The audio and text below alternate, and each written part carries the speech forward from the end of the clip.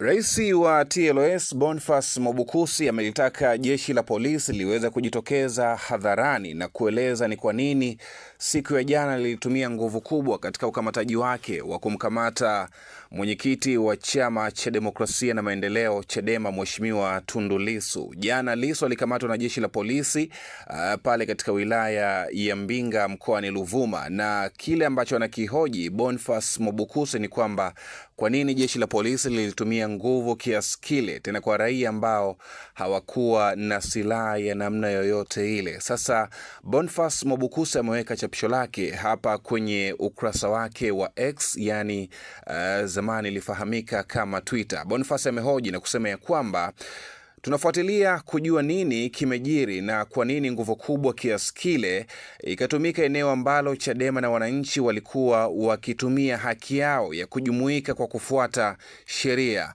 Nguvu iliyotumiwa na polisi dhidi ya raia wasiokuwa na silaha yoyote sio tu matumizi mabaya ya sheria, bali ni hali inayoashiria kutokuwajibika na kukosekana kwa ustahimilivu wa kisiasa katika taifa letu.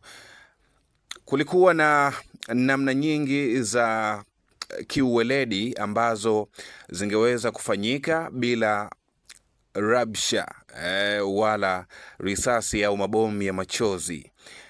Tundu Lissu sio tu kwamba ni mwanachama na kiongozi wa chama kikuu cha upinzani. Huyu pia ni mwanachama hai wa TLS na ana haki ya kutendewa kwa mujibu wa sheria. Jeshi la polisi litoke na kutueleza sababu za kutumia nguvu ile dhidi ya raia na kwamba Tundu Lissu anashikiliwa kwa kosa gani. Kamaliza kwa kuandika hivi: Boniface Mwabukusi, rais wa TLS, tunafuatilia na kutafakari kuhusu jambo hili.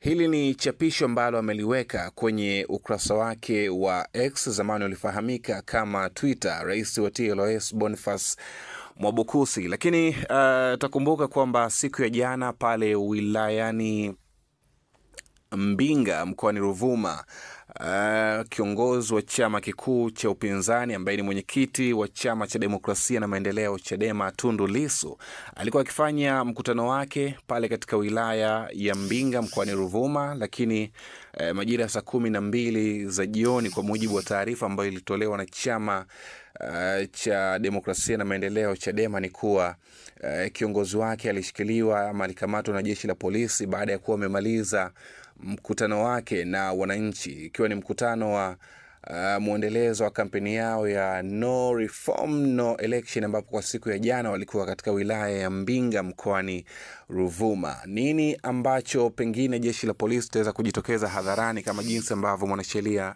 kama jinsi ambavyo rais wa TLS ameweza kulitaka jeshi hilo liweze kujitokeza hadharani na kutoa kauli yake kuhusiana hiki ambacho kilitokea kwa siku ya jana.